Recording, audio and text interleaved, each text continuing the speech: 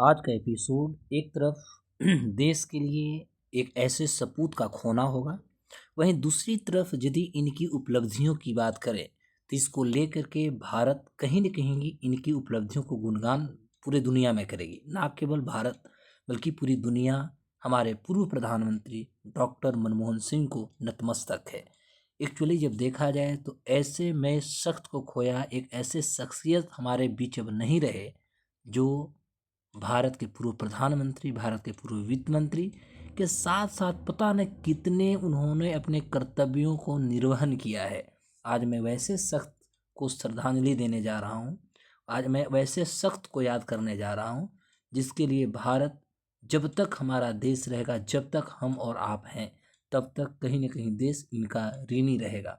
जिस तरह से हम मोहम्मद एपीजे अब्दुल कलाम का ऋणी हैं, ठीक उसी प्रकार जब भी भारत में उदारवादी की बात होगी, भारत में वैश्वीकरण और निजीकरण की बात होगी, या 1991 के जो हमारी आर्थिक मंदी थी, उस आर्थिक मंदी से भारत को कैसे निकाला गया, जहाँ पर अंतर्राष्ट्रीय हमारे ऊपर प्रेशर थे, देश की अर्थव्यवस्था पूरा डगर-मगर चल रही थी, देश की करेंसी हमारी पूर्ण रूप से कह सकते हैं कि विप्लव की स्थिति में आ चुकी थी, देश दिवालिया 15 दिन में होने वाली थी। ऐसे परिस्थिति में भारत के तत्कालीन प्रधानमंत्री उस समय नरसिम्हा राव तथा भारत के वित्त मंत्री, तत्कालीन वित्त मंत्री डॉक्टर मनमोहन सिंह की सूझबूझ से भारत कैसे एक दयनीय स्थिति से बाहर निकलती थी, आज उनकी हम चर्चा करने जा रहे हैं। इसलिए मैं भारत के नागरिक होने के नाते मैं अपने देश के पूर्व प्रधानमंत्री डॉक्टर मनमोहन सिंह को श्रद्धांजलि अर्पित करता हूं। और आज का हमारा एपिसोड एक बहुत बेहतरीन एपिसोड होगा, जिसमें हम अपने प्रधानमंत्री के बारे में बात करेंगे, इनकी उपलब्धि के बारे में बात करेंगे, इनके बारे में वो इतिहास बात करेंगे जो आने वाले एग्ज़ाम में सारे प्रश्न आपको इनसे पूछे जा सकते हैं, वे सभी को बात करेंगे। तो नमस्कार, मैं अब डिस्कस करना शुरू करता हूं। तो मैं मनमोहन सिंह जी के बारे में बात कर रहा हूं, जिनको अभी देखेंगे तो 26 दिसंबर 2024 को हम अपने बीच से एक ऐसे शख्स को खो दिया है, जो हमारे भारत के former prime minister of India रहे, जिनका जन्म 1932 में हुआ तथा मृत्यु 26 दिसंबर 2024 को हुआ। डॉक्टर मनमोहन सिंह जी के बारे में यदि बात किया जाए तो डॉक्टर मनमोहन सिंह 26 दिसंबर 2024 को इनकी जो है दिल्ली में यदि देखेंगे तो इनकी मृत्यु हो जाती है। देश के पूर्व प्रधानमंत्री डॉक्टर मनमोहन सिंह का निधन होता है और इनका इस समय 92 वर्ष एज होता है। इनका जन्म 26 सितंबर 1992 को हुआ था। उस समय अविभाजित भारत यानी पाकिस्तान अब कहेंगे तो अविभाजित भारत के पंजाब प्रांत था, जिसका इनका गांव का नाम गाह था। गांव का नाम गाह था, इसी गांव में इनको जन्म हुआ था। वर्तमान में पाकिस्तान हम कहेंगे। 1948 में पंजाब विश्वविद्यालय से इन्होंने मैट्रिक की परीक्षा पूरी की। उसके बाद यदि देखते हैं तो हम मनमोहन सिंह को मैट्रिक की परीक्षा पास होने के बाद इन्होंने जो उच्चतर एजुकेशन होता है, हायर एजुकेशन होता है, तो हायर एजुकेशन के लिए वो ब्रिटेन में स्थित जो कैम्ब्रिज विश्वविद्यालय था वहाँ पर ये अपने नामांकन लेते हैं, यानी आगे चल पढ़ते हैं। 1957 में देखेंगे तो हमारे मनमोहन सिंह जी उन्होंने एक अर्थशास्त्र में प्रथम श्रेणी में उन्होंने ऑनर्स की डिग्री हासिल किया।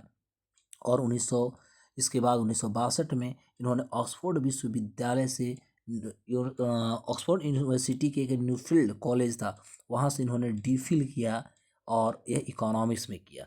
पंजाब विश्वविद्यालय और दिल्ली विश्वविद्यालय में देखेंगे तो स्कूल ऑफ जो इकोनॉमिक्स होता है, उसमें इन्होंने एक शिक्षक के रूप में भी भली भांति देश की सेवा दी। उसके बाद उन्होंने अंकटाड जो होता है, अंकटाड में सचिवालय में भी इन्होंने सेवा दी है। इसके बाद यदि देखा जाए तो 1987 से 1990 के बीच में जिनेवा मतलब हम स्विट्जरलैंड की बात करते हैं, तो जिनेवा में दक्षिण आयोग के महासचिव के रूप में इनको नियुक्त किया गया।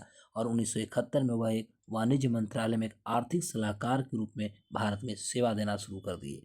अब हम इनके बारे में यदि बात करें, जो भी आज इनके बारे में बात करेंगे, हमें लगता है कि बहुत कम बात करेंगे। इन्होंने भारत में वित्त मंत्रालय के सचिव के पद पर रहे, योजना आयोग के उपाध्यक्ष के रूप में रहे, रिजर्व बैंक ऑफ इंडिया हमारा 1982 से 1985 तक इन्होंने आरबीआई के गवर्नर रहे, प्रधानमंत्री के सलाहकार भी ये देश में रहे हैं, विश्वविद्यालय अनुदान आयोग यानी यूजीसी के अध्यक्ष के रूप में भी कार्य किए हैं। 1991 से 1996 के बीच में भारत के वित्त मंत्री रहे, जब भारत आर्थिक संकुचन से गुजर रहा था। वित्त मंत्री के रूप में इन्होंने आर्थिक सुधारों के लिए 1991 हम न भूलेंगे, 1991 का जो आर्थिक सुधार नीति आई थी उसका इनका भूमिका सराहनीय है। 2004 से 2014 के रूप में ये भारत के प्रधानमंत्री रहे। और ये याद रखिएगा कि ये राज्यसभा से आते थे, ये लोकसभा से नहीं थे, राज्यसभा से। लगभग 10 साल भारत के प्रधानमंत्री यानी 2 टर्म के लिए भारत के प्रधानमंत्री रहे। उसके बाद 1991 से भारतीय संसद के उच्च सदन यानी राज्यसभा के सदस्य रहे। और 1998 से 2004 तक इन्होंने विपक्ष के नेता भी रह चुके हैं। उन्होंने अपने यानी हम 1998 से 2004 की बात करेंगे तो इस समय अटल बिहारी वाजपेयी की जब सरकार थी, तो अटल बिहारी वाजपेयी की सरकार में इन्होंने एक विपक्ष के रूप में इन्होंने देश को, संसद को इन्होंने एक जिम्मेवारी वाला पद भी इन्होंने संभाला है। उन्होंने अपनी किताब, जो मनमोहन सिंह जी का अपनी किताब है, उस किताब का नाम है भारत में निर्यात और आत्मनिर्भरता और विकास की संभावनाएं। किताब को हमें याद रखना होगा एग्जाम के लिए। तो भारत में निर्यात और आत्मनिर्भरता और विकास की संभावनाएं, ये इनकी किताब है, जिसमें इन्होंने भारत में निर्यात आधारित व्यापार और व्यापार की जो नीतियां होती है उसको कहीं ना कहीं इन्होंने आलोचना की थी। मनमोहन सिंह जी ने देश के इकलौते ऐसे प्रधानमंत्री हुए जिन्होंने या जिनके हस्ताक्षर भारतीय नोटों पर है। ऐसे कोई प्रधानमंत्री देश में नहीं हुआ जिनका नोट पर कहीं उनका एक सिग्नेचर भी दिखता है, क्योंकि ये वित्त मंत्री, आरबीआई गवर्नर के साथ साथ देश के प्रधानमंत्री की सेवा भी दे चुके हैं। तो 2005 में जब वह प्रधानमंत्री थे तो 10 रुपये का नया नोट जारी किया गया था और उस समय मनमोहन सिंह ही हस्ताक्षर किए थे। सामान्य नोटों पर आरबीआई गवर्नर के हस्ताक्षर होते थे नॉर्मली देखा जाए। और 2005 में 10 नोटों पर इन्होंने विशेष बदलाव इन्होंने किया था, इनके शासनकाल में हुई थी। अब हम बात करेंगे कि हमारे जो पूर्व प्रधानमंत्री मनमोहन सिंह जी हुए, तो मनमोहन सिंह जी से रिलेटेड इनको कौन कौन से अभी तक सम्मान यानी अवार्ड की बात करेंगे, इनको कौन कौन सी अवार्ड्स मिल चुके हैं उस पर भी बात हमें करना होगा।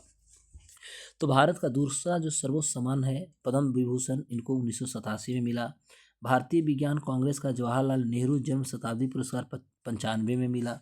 वित्त मंत्री के लिए इन्होंने यूरो मनी अवार्ड और एशिया मनी अवार्ड 1993 1994 में इन्होंने जीता। कैम्ब्रिज विश्वविद्यालय से 1956 में इन्होंने एडम स्मिथ पुरस्कार जीते थे। कैम्ब्रिज के सेंट जॉन्स कॉलेज में इन्होंने विशिष्ट प्रदर्शन के लिए इन्हें एक राइट पुरस्कार 1955 में ही दिया गया था। डॉक्टर मनमोहन सिंह जी, इसके अलावे यदि बात करें तो इसके अलावे उनका जापानी निहोन किजई शिंबुन एवं अन्य संघों द्वारा उनको भी सम्मानित किया जा चुका है। कैम्ब्रिज और ऑक्सफोर्ड तथा अन्य दुनिया के विश्वविद्यालय उनको मानद उपाधि भी प्रदान कर दी गई है।